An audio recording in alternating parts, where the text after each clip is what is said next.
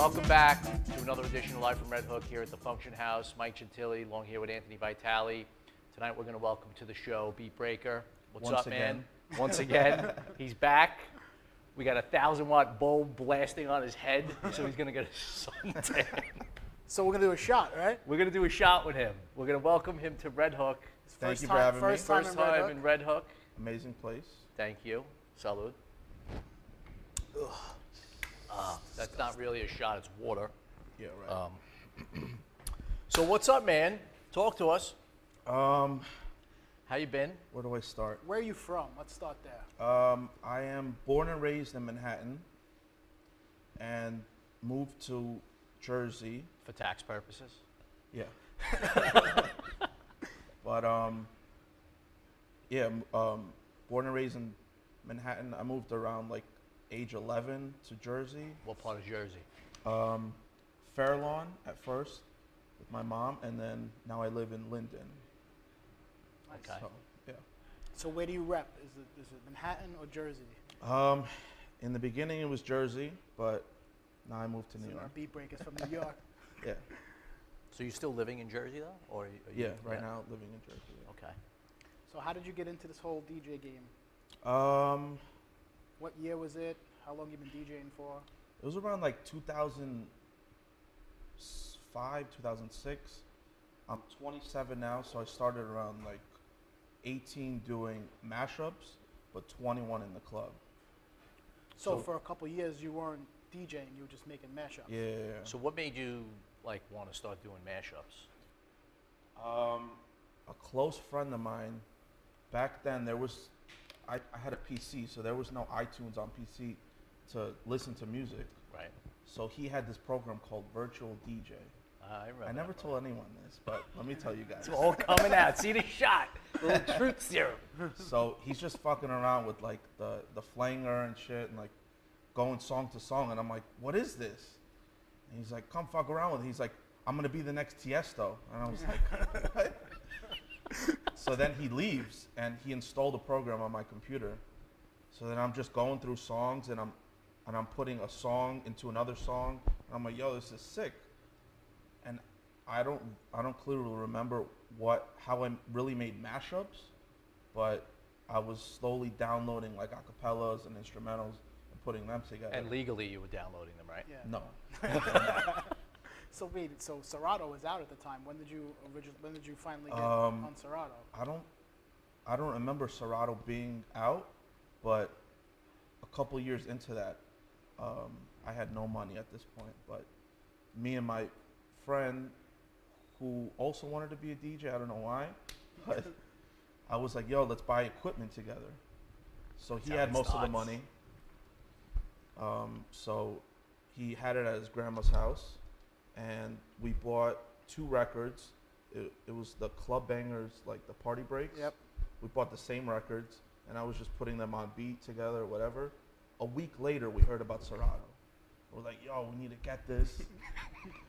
Like, we can't keep playing on one record. So he buys Serato, and then that was it. Like, from day to night, I was at his crib just fucking around. And he was like, yo, how could you just do this all day and night? Like, he goes on it for 15 minutes and gets bored. And you were on it and for I'm hours. just on it for hours and learning and this and that. And he lives like a block away from me. So I'm always at his crib. And then... Is he still DJing? No. He got into drugs, and that's a whole different thing. But, yeah, so... So basically this kid put you on with the whole DJ world. No, I actually put him on. Okay. Because he was listening to my mashups and stuff. But I needed his money to buy the equipment. So I told him DJing is cool and barter system. Buy it. Manipulation. Yeah. That's good. That's good. That's how it works sometimes. So you're fucking around with Serato, putting in all this time. Yeah. You're making mashups. What were you actually using to make your mashups? At first, it was virtual DJ. And then when I started talking to like the Crook and Clan guys, they were telling me Ableton. So then of course, I had to switch. So when you first got onto Crooklyn Clan, you were making it with Virtual DJ, your mashups? I was on, before Crooklyn Clan, I was on Drama Mix. Okay. Making a decent amount of money at age 17 or 18, I forgot. But You were balling with those mashups, huh? right at like senior year of high school, making like $300. I was like, yes. I had to go to the, I remember TD Bank and make an account. I was like, fuck yeah, $300. So then, it was like a year into it, and then I hear about Crooklyn Clan. So wait, how did you get onto DramaNet though? Like, how did that whole process happen? It was, back then it was like DJ forums were big. Like people just used to talk and trade music over DJ forums. I forgot what it was called, but the guy who owns Drama Mix was on there, and I was just giving my shit for free, and he was like, you want to sell it? You want to make money? I was like, fuck yeah. So then he got me on there, and then I saw Crooklyn Clan, and I'm a big fan of Ferrugio and Riz and Sis and what they put up on there, and I really wanted to go on there so bad. It wasn't so easy getting on Crooklyn Nah, Clan, Sis turned me down, ignored me so many times. But a friend of his, well, Crack for DJs opened, and then that gave me the opportunity to go on there because there was a random email that said, new upcoming DJs, send your mix, and I sent my 3 best, and they picked it. So I was on there for like a year. They had charts on there, so I was number 1. So I knew I had my shit was good. Like I knew what sold. Like that was my strong point. Even if it wasn't good, I knew what the DJ wanted to play in the club. Like not good as in so much shit going on, like party breaks and stuff. It was simple to the point where you play it and you get a good reaction. Yeah. Like there was not a lot of shit going on in it, but intros nah, or acapella or yeah, something like that. That shit works. yeah. But so many people got pissed at me for that. But and then a bullpen opened. There was a bullpen opportunity for Crook, and Discotech got in before me. you mad? Yeah, I was pretty pissed. But there was another opportunity where on MySpace or Facebook, Siz's really close friend, he's not even a DJ, wrote to Sis and he's like, yo, you got to get this kid in. I see he's hustling. I see he's putting his mixes everywhere. So he told Sis told me, he was like, I see your stuff. You're number 1 on Crack for DJs. You don't want to go to another website. Yeah. You're killing it right now. Like, you want to be the man on that website.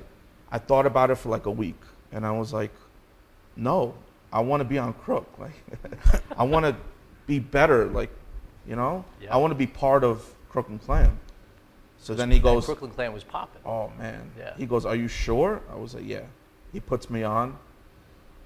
Man, that feeling, mind you, I told my mom I wanted to be a DJ, and What are you, crazy? she's old school Russian, and she just went off on me.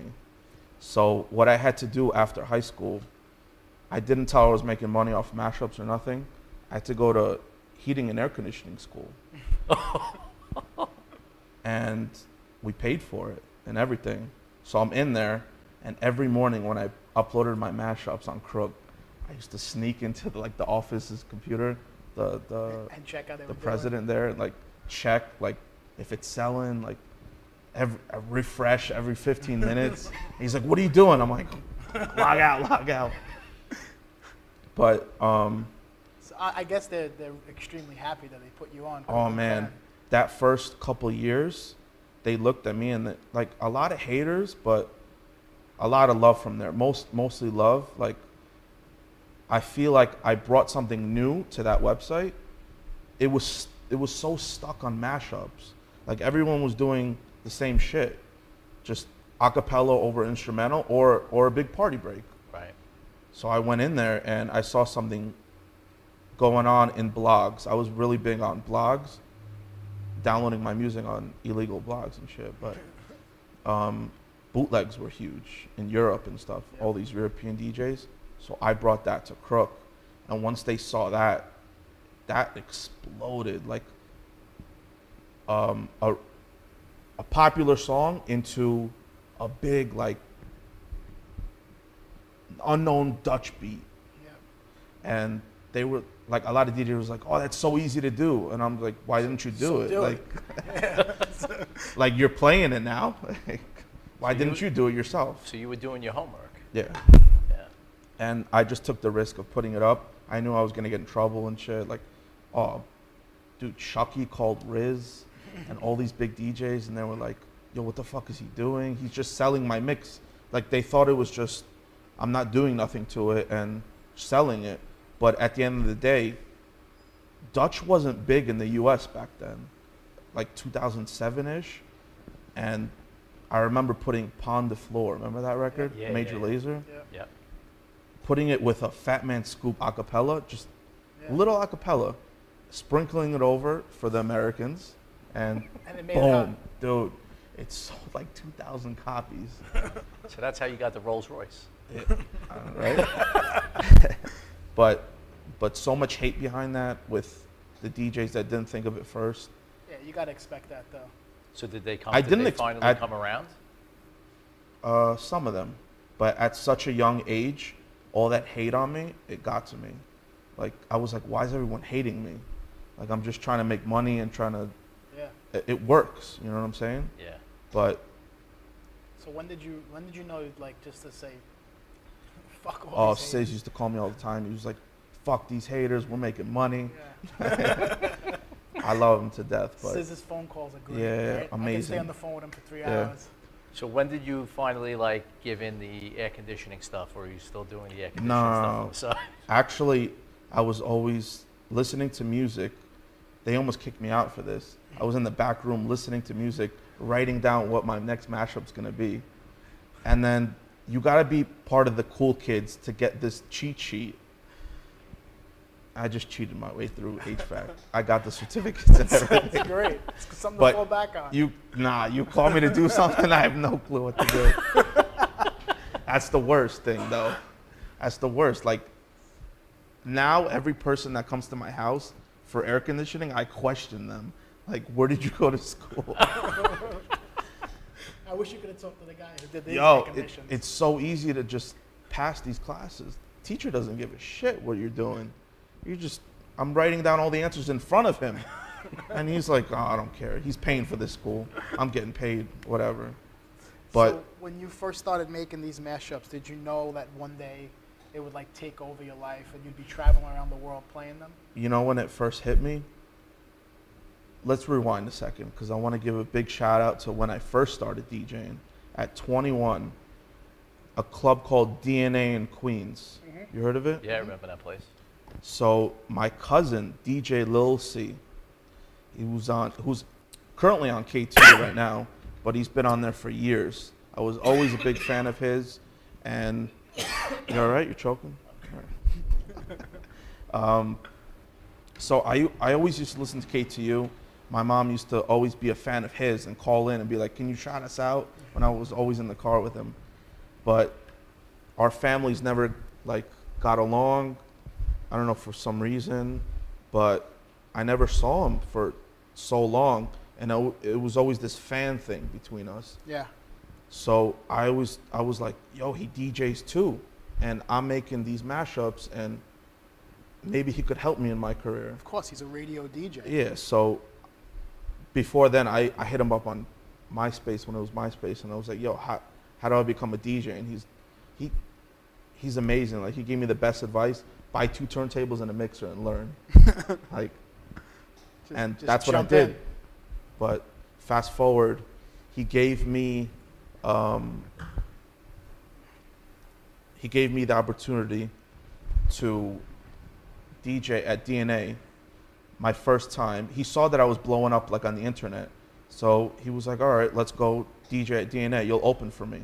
So I went in, my first time at a nightclub at 21, because my mom is fucking so, She's old school. oh man, It's all she never coming let out, me it's go all out. coming She out. never let me do anything. So I walk into this club, I'm like, holy shit, this is what happens here? So it's like a controller, the CD controller. It's not CDJs. It's the old school CD player. Yeah. With just the tempo on it. So he goes, all right, go. And I'm like, where does it say the BPM? I'm so used to playing on the computer in Serato. He's like, what the fuck is BPM? Can you just play already? We're about to open. I'm like, I don't know. And at this time, Rick Wonder was the opener. And I go to Rick, I was like, yo, can you just play for me, bro? I can't do it. And I saw his face, he was so disappointed in me. Like, and that moment I knew, like, it wasn't about Serato and all that. Like, you had to actually learn how to DJ and beat match. Yeah. So I went back home and covered the screen and was beat matching with, without looking at the BPMs and stuff. And then when I was ready, I hit him back up and I was like, yo, give me another shot. So he brought me back and I was resident for like a year or two with him. At DNA. Yeah. That club changed my life. Like, it taught me how to DJ and it taught me how to drink. Like, as a person. Like, people fucking drank there, dude. Underage drinking, like, anything goes there. And I was like, what the fuck is going You're on here? exposing people right now. I mean, the club is done already, so No, that's why it's done. Yeah. But I'm joking. amazing crowd, like. So is that when it set in about, programming your music? Were you like experimenting with music? No, I was going with what I heard on the radio and played that. When it really set in the middle of my career at DNA, 21, Shanghai, China emailed me and said, do you want to come out to DJ? And I was like, no. Wait, what year was this when they first hit you up? 21, so 2009, 2010. So that was the first time you actually Out of- started traveling. Yeah. Or my second gig, because I was only at DNA. That's Were you that's nervous? amazing. Oh my God, crazy nervous. And I went with, shout out to Anthony Yepes. You know Anthony Yepes? No, I don't. He started a management company back then, and I had to actually email him about it and say, hey, can I be a part of it? And he was like, oh, I don't know. I'm like, but I'm known by a lot of DJs. You could book me. He was like, I don't know. Then he And then that looked first into week, I got booked in Shanghai, and he was like, holy shit, you're a big deal. So I went with him to Shanghai. It was Shanghai and Taipei in Taiwan. it. Yep. What an experience that was. It taught me so much about what to play for the crowd and also the drinking part. Yo, Over there they drink. they drink. But it's not just straight alcohol. Champagne is there. Yep. And I had no clue that champagne can really fuck you up. Oh, the next day is terrible. Nah, I didn't even see the next day. They carried me from the club. But they asked me after that to come for a residency for a month. And So you did it? yeah, I did that. And They hooked you up. You had a place to oh stay, yeah, right? sick, dude. At the W, all the way on top, the biggest suite for a month. I was Wow. living like a king. That's great, man. And I brought people with me. I brought, I don't tell a lot of people this, but I brought a manager with me, and he was a friend of Lil C's. So Lil C was like, yo, he just needs someone to travel with, you know? Take him with you. He came with me. He saw what I was doing. I brought him everywhere for like 2 years. Europe, Asia. And he felt this empowerment in him. And then he just started bossing me around at this point. He was like, you got to do this. I'm going to tell you to do this. And then at one point at customs, I just fucking went ballistic on him. I was like, go fuck yourself. Like in the middle of police and everything, and they're looking at me. And And that was the end of that Yeah, relationship. that was the You end. left Yeah. for customs? yeah. And he actually went behind my back and went to Thailand on a vacation. On your on time? my behalf, yeah. Okay. He changed his ticket to Thailand, which I'm jealous. But, So talk to us about some of the places that you've been to and the places that you're going to. I mean, like if And your favorite place, of course. yeah, because to like play we at. look at your schedule and like you're traveling everywhere. I've been all over Asia. Asia treats me amazing. What's your favorite place in Asia? My favorite to date is, it's got to be Tokyo, Japan. Like, you've been out there. Yeah, it's great So out there. the culture, the people, just how they react in the club, the food, amazing. Yep. And it's just, but it's, at the end of the day, if you've been all over Asia, you know how they act. So when you come back to Japan, it's like they're bowing down to you to say hello. Yeah. And I'm just like, whoa. I've been to Shanghai, China. No, I've been to places in China, you don't, like Guangzhou and Shenzhen, like in the middle of nowhere, where they just spit on you and they fart in the elevator in front of you. And you're just like, what the fuck just happened? Yeah, it's disgusting. And then you come back, I come back to Tokyo, Japan, and they're bowing down to you and showing you respect. Yeah. So definitely. What clubs have you done out in Japan? Too many to name. But That's big good. shout out to Feria, Tokyo, Butterfly. A big person who helped me in Japan, who got me in, DJ Lead. Yeah, lead. So he got me into everywhere. Fucking. So through your mashups and through these remixes you made, you had all these opportunities. Yeah. That's great. And I'm so lucky to, like, people are now trying to start up with mashups and stuff, and they're always asking me, look, how do I get to the next step? And it's just, it's crazy to me to think that maybe it was just the right time. It's all Yeah, timing. it was all timing. Yep. And I was at the moment where mashups were just blowing up, and I just got in where. Yep. But I mean, I think you also have to give yourself a lot of credit. I mean, your mashups compared to, Of I mean, course, there was because till there's this a day, ton of- I know that I don't suck. Like, right. Keep I mean, doing there's them. a ton of people who tried to get into the mashup Of course, game. but Some stuck and some just couldn't, But couldn't that was grasp that the moment concept. where everyone actually saw the mashups and heard it. Now, every DJ's doing it. So if he's good or not, you don't even hear him half the time. And that's what sucks a lot of the times. But So do you do, like, what are you producing these days in terms of, are you doing more original stuff?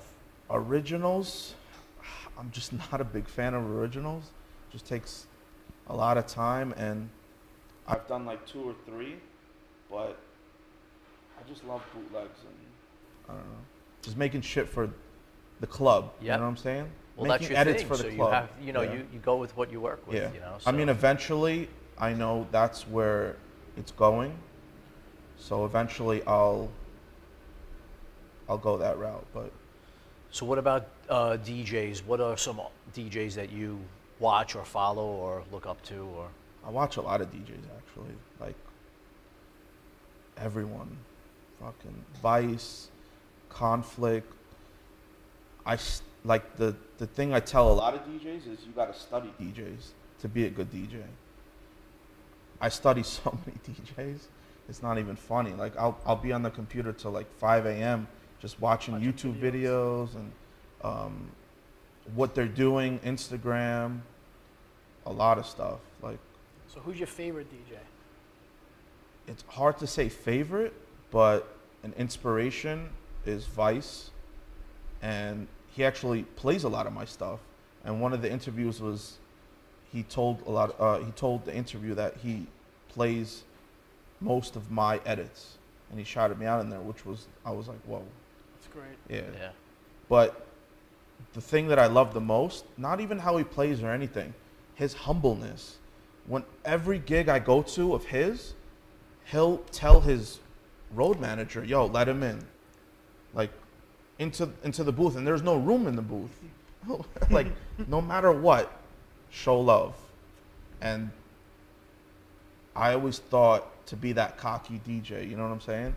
And you just got to learn from the best to be humble, and it'll take you far. Like, you talk to a lot of DJs who are successful but cocky, and then you learn from them. And that's what I've learned from my early career, but now it's going the other way, and I try not to be that cocky person. So you have a lot coming up, right? You have a tour coming up? Yeah, I got my birthday's in July, so doing a birthday tour, going to Vegas. I don't know if I can remember Denver, Minneapolis, Atlantic City. Big shout out to Haven in Atlantic City. Big shout out to 4 a.m. my management, and Chachi is the one that got me into Haven, which has been such a big part of my career. My phone is going crazy right now. But Chachi and Madison, just amazing, talking to me every day and really hustling to get the 4 a.m. brand to that next level. But if you ever in Atlantic City, come by Haven. I'm gonna come check you out in Haven. Like, I compare that club to a lot of clubs in Asia because they come out to party. A lot of clubs in Jersey and New York, you just see them standing around. I know. So I could experiment with rock or just trap stuff. And I do that in Jersey and New York, and they're just looking at me like, can you play like top 40 already? Like, but Haven's the fucking place. I'm definitely gonna check you out at Haven. So why don't you tell us about what you're going to play for us tonight? I was looking through my computer. I wanted to set something up, but I just can't. Like, I play everything, and whatever I'm in the mood for, I'm just gonna go down the list. And I'm usually like, I don't usually play for an empty room, so. Well, it's not gonna feel like an empty Yeah, room. and there's something Well, I about hope this you'll place. be dancing. So. Yeah, there's something about this place that you're going to get like taken in by it. All right, so. All right, so we're gonna get you up there. Cool. We're gonna take a 2-minute break. We're gonna get Beatbreaker up on the turntables, and we're gonna get it started. Cool. All right.